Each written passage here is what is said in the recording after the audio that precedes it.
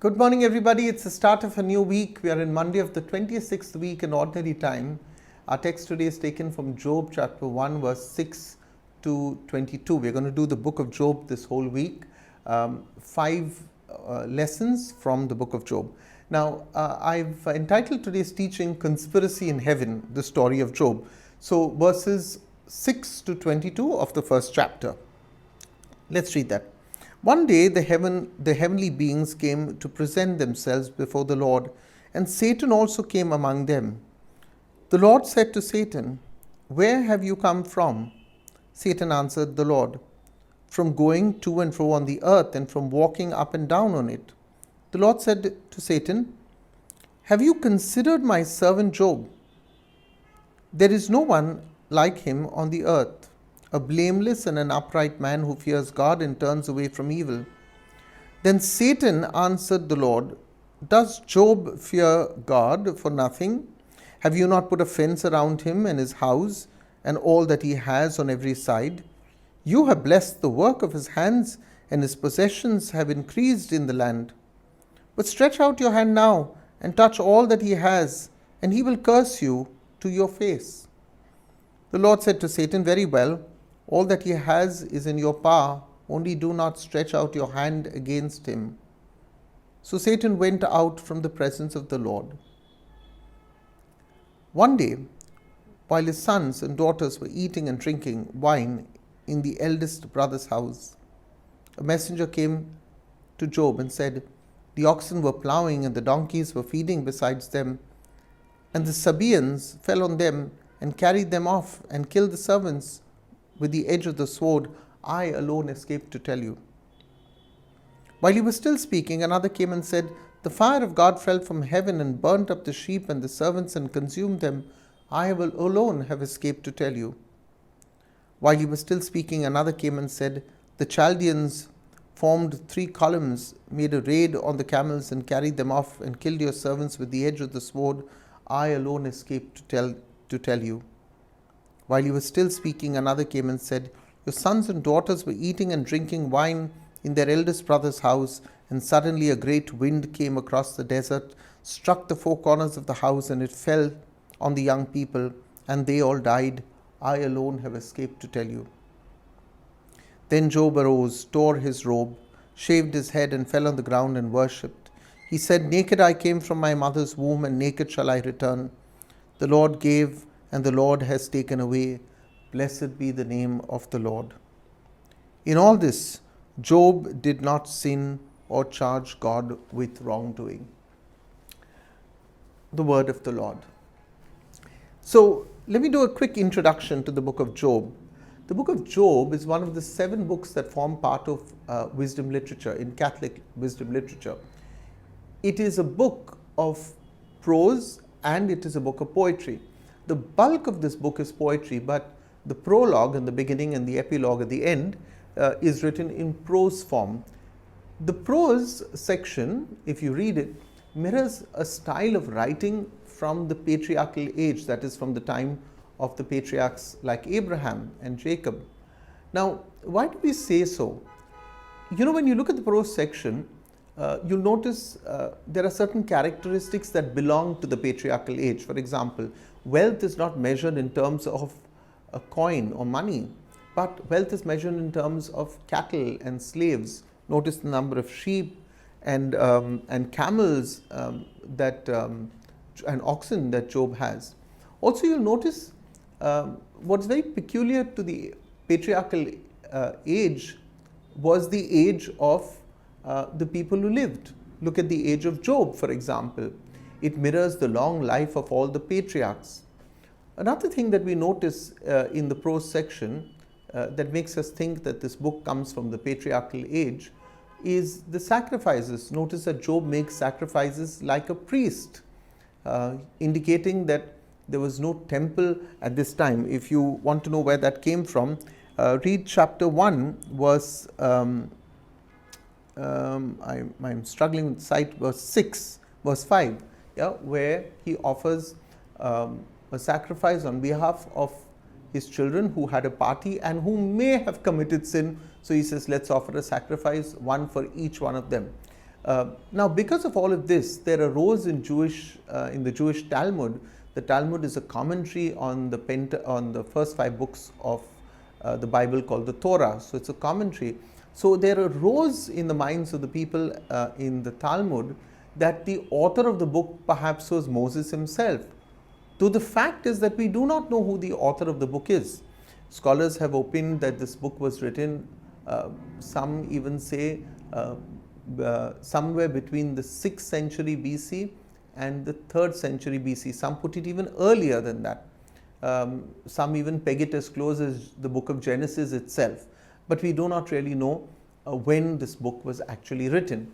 Now, straight away, Job is not his profession as a job, as some people say it. His name is Job, not Job.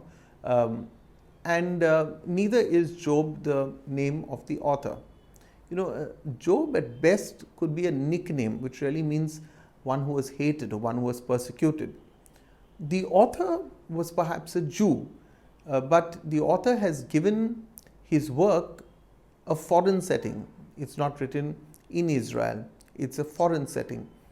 That in the sense is rather fitting that it has a foreign setting, since the problems that Job faces really transcend all national boundaries. Even more, the language he speaks is the language of human suffering, and that human suffering is experienced by everyone. Now, the book deals really with the questions of everyday life. Questions like, why would a God of love permit suffering? And even more, where is he when his beloved people suffer? Or that great question, why do bad things happen to good people? Why do the innocent suffer? Now, really, no book in the Bible has asked as many questions as the book of Job does. In fact, if you look, some have said that it has 330 questions that the book really asks. And when you start reading it, you'll really see it. There's why all over the place. So the book of Job raises questions, but the book of Job does not answer them. Why? Because this book is written to encourage us to wrestle with these questions. It does not give us very neatly packaged answers and says, this is the answer to why you are suffering, why you have cancer, why you have your house has been lost, or whatever the case may be, or there's a death in the family. Here is an answer from the Bible. No, that's not the intention of the author. It's so that we wrestle with these questions of life. So Job is presented to us, when you look at the story, as a righteous man. In fact, it is God in verse 8 who brags about how blameless Job is. He calls him a blameless and upright servant, and God says there is no one like him on the earth, for Job fears God and turns away from evil. Now, in that sense, I've never seen in the Bible a more beautiful compliment that God could pay to any human being.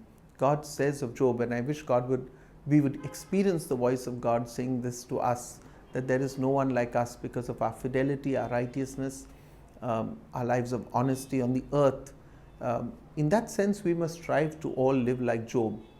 Now, Job, we are told from chapter 1, verse 1, that he is from the land of Uz, which is probably located in the desert east of Palestine and somewhere northeast of Edom. Some people have said the whole of Arabia was Uz. But whatever that may be, we know that Job, from the teaching of today, is a prosperous man, and prosperous beyond measure. He's blessed with a family, he's blessed with 10 children, he has 7 sons, he has 3 daughters. In fact, if you read chapters 1 to 6, they will tell you the number of animals that he had. He had 7,000 sheep, 3,000 camels, 500 yoke of oxen, 500 donkeys, and as many servants to look after all of that. Also, he's a devoted father. No father is more devoted to his children than Job. As I said some time ago, when the children had a feast together in celebration of perhaps a birthday, Job, fearful perhaps of some irreverent conduct on their part, continually makes intercessory sacrifices to God on their behalf. And we see that in verse 4 to 5, just before the text of today's teaching. Now, the setting of the story moves from chapter 1, verses 1 to 5, which is on earth. It moves to heaven, and we are transported to the heavenly court. Now, the sons of God, you will notice that it makes a mention of, on that day, the heavenly beings came to present themselves before the Lord, and Satan also came among them. So, first of all, who are the sons of God? These are the angelic beings. These are assembled before the divine presence. And then you have the word Satan.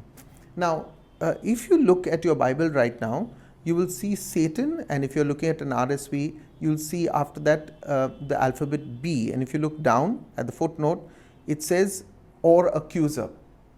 Okay.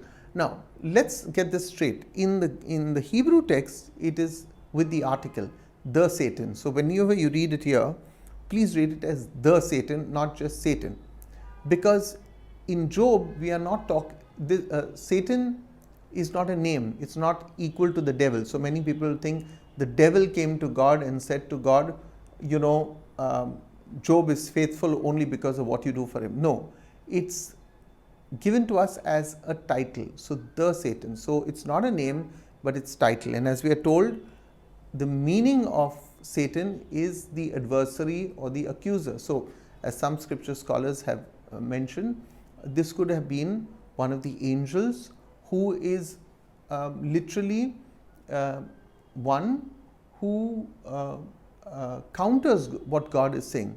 So he has slipped in among all the other angels after, as we are told, after having toured the earth. And he stands on the side of the servants of God. Obviously, he's one of the angels. That's why he's among the servants of God. And he plays really the part of a prosecuting attorney for the heavenly court, literally playing the part of what we would call in English the devil's advocate. But remember, the Satan is not equal to the devil. Okay, this is something you need to understand. So it is any adversary, any accuser who is having a conversation with God. In fact, this is like one big heavenly wager that is going on between God and the accuser, whoever he is. So whenever we speak in the book of Job as Satan, really we should be saying the Satan, though it sounds horrible on the ear. But anyway, Satan was not going to take the certificate of merit that God gave Job very lightly. Satan's premise to God is that Job, and by extension even all of us, he says, are faithful. We are faithful to God. Job was faithful to God only because God has blessed Job and blessed us with everything he could or we could possibly want or need. Yeah. So Satan retorts, he says that Job would not be a good man. He would not be a pious man had he not benefited from God's benevolence. Yeah. And in a way, notice that the minute something goes wrong, we ask God, why us? Yeah. We never say to God as Job will say in a few verses, he says, when God gave me, I didn't question why God gave me, right? You don't, when God gives you something wonderful, you don't say, why God have you given me something wonderful? We don't say that. But the minute we have a problem, we say, why God have I had this problem in my life? So, Satan or the Satan is commissioned now to strike down all that Job has, but not Job himself. Later on, the Satan will come back and tell God, well, it's very easy. We struck down everything else, but you said not to strike Job. So let me strike him, and then he will also curse you. But I'm jumping it a bit. Right now, Job is going to be struck, or rather everything around Job is going to be struck because God gives the Satan permission. So Job really becomes, as I said, is the unwitting butt of a cosmic wager, of a heavenly wager. And now a grim series of disasters hammers Job's prosperity into the dust. We know that all his wealth, his flocks, his servants are all destroyed, either by the fire of God, which really translates as lightning, or by marauders who come literally miraculously at Satan's behest from the ends of the earth. But really the crowning blow is the death of all his children, which we read in verses 18 to 19, the entire structure that they were just collapses on them and they all die. And as we are told later, Job himself suffers from serious skin diseases and he's reduced to sitting in a miserable heap of ash. But he accepts with resignation the physical evil which God sends him. Just as I said earlier, he previously accepted the contentment that he enjoyed from the works from God's hands. Now, such therefore is Job's faith that Satan is really left defeated. But Job's suffering is so deep that you will hear in the days to come his cry of lamentation, not of despair. Do not read his cry of lamentation as a cry of despair. Many people read, my God, why have you forsaken me?" as a cry of despair. It's a lamentation. Jesus didn't say, oh God, why have you forsaken me?" He said, "My God." It's a lamentation. So we will read also that when some of Job's friends, 3 of them, Job's comforters, come to sympathize, Job will protest his innocence. You know why? Because these such afflictions, such torments that he had gone through were usually seen at the time of Job as a punishment for sinful behavior. In those days, if you were sinful, punishment came, and Job will say, "But I have really done nothing." And yet Job does not complain against God. He will curse the day of his birth and he longs for death so that his sufferings may come to an end. But he never curses God. All through, he will maintain an attitude of acceptance and trust in God, which is strengthened by his suffering. So the overall lesson is that even good people may suffer greatly in this life, and this becomes a test of our faithfulness. It is not possible for the human mind to grasp fully the thoughts of God or to understand why things happen the way we do. So the book in general deals with a problem which is still a source of great puzzlement and contention. How can God allow a good and innocent person to suffer? And I welcome you to read this book so that you truly grapple with this fantastic book of wisdom which touches the core of our being. And I want to pray for all those of you who are suffering in some way or the other. Health, mental peace that you long for, problems in your family, problems in relationships, death, the loss of property, the loss of money, whatever the case may be.